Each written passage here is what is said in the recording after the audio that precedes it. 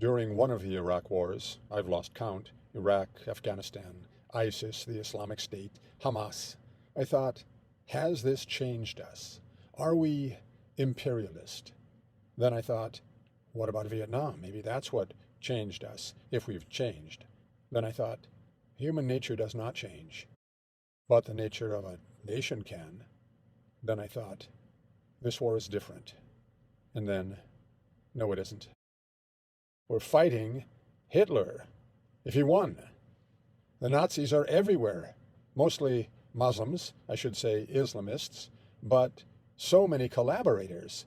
Not Nazis, mind you, these sympathizers, far too liberal, lefty, beyond PC, woke, beyond just being understanding, beyond broad and open-minded, beyond collaborators, true believers with their own appropriate but identical religion of intolerance, and so blind. This Nazi empire is not focused in Europe yet. It has not bred itself into dominance there yet. For the moment of generations, it rules more to the east, Middle East, so far. But Vichy is the theme of the day, de rigueur. Isn't it strange? Here we were for all these years, decades, generations, thinking that Hitler lost. He lost the war, the Second World War, but he won the Muslims, those of the present slow, spastic World War. No, not all Germans were the enemy, Japanese, Italians, and now not all Muslims, not all, of course not entirely all. But there is, you see, a direct line of descent from Hitler's propagandists of the 30s and 40s to the Islamists of today. The ancient undercurrent of Muslim-Jew hatred, we can hardly say anti-Semitism in this context, Jew hatred, is now the morning and evening tide of Islam. And it seems so strange that the left hates Israel too. There's a way it's obvious, but it's so strange. Of course, the Soviet Union, and so the Russian Federation, and of course the UN hates Israel and Jews, but it's strange. Something is wrong with the way we have been educated.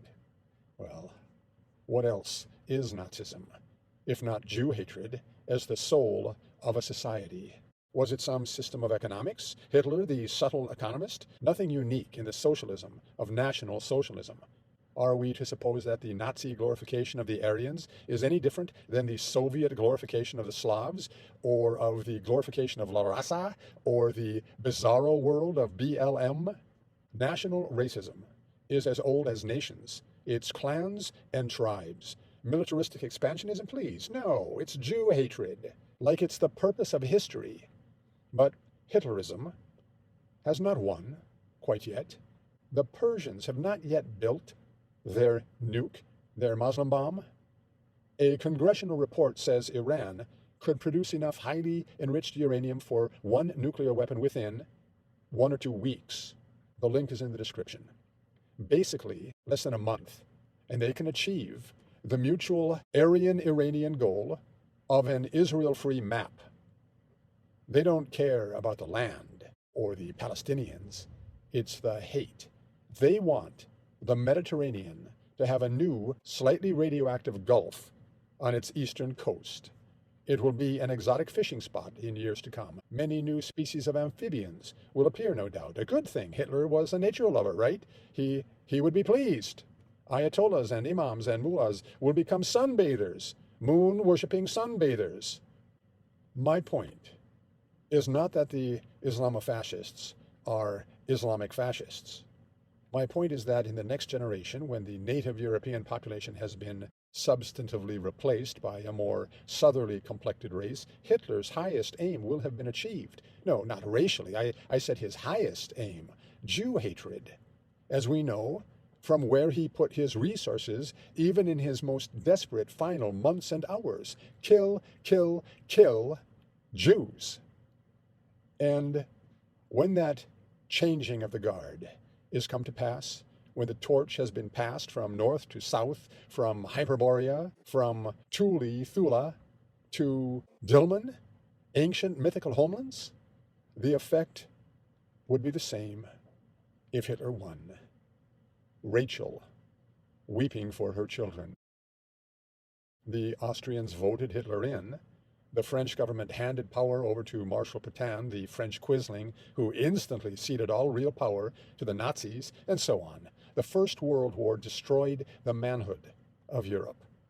What survived of moral authority after the insanity in the blood-drenched trenches and killing fields of Verdun, where 250,000 were dead and 500,000 wounded, and the Somme, 300,000 and more dead, 1,000,000 and more wounded, one battle. A slaughter of youth brought about by the elders of Europe infinitely more heinous than anything Herod could conceive. From brutalism, then, to cowardice, in 15 or 20 years, Europe shifted from jingoism to appeasement, from chauvinism to Chamberlainism. The legacy is to acquiesce, give in, bend over to any demand that can't be put off. Europe knows and expects that all costs will be covered by America. It transformed from grim old men, eager to slaughter youth, to eternal adolescents, shirking responsibilities and going for a joyride. So, Europe. Europe is a eunuch. Islamism is a rapist. The world is a coward and a profiteer.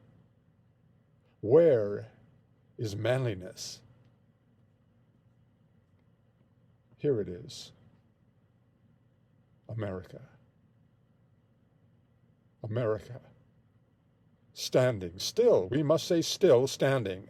Now, as once Britain did, Great Britain, facing the monster across the water.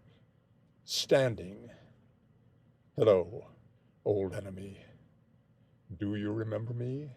I am America. I didn't recognize you at first. You've changed your religion, it seems. Your eyes have grown darker in the passing years, but I know you now. Your accent is different, but I know you by your actions. You've forgotten who I am. Smiling America, of the open face, open hands, open heart, slow to anger, merciful in victory, but unrelenting eventually. For 100 years I have stood shoulder to shoulder with every nation that loves justice and liberty. Perhaps I have grown careless, though, inattentive in my vigil. And now you come, the striking serpent at the heel. I thought I crushed your head some time ago, but the monster has many heads. All right, in just a very short time now, I will have come to myself. I will shake off the idleness of dreams, truly awake. I will remember who I am and what I am for. Just strike once more or twice. That will bring me fully awake. Then I will give you my full attention. Just one more time or two.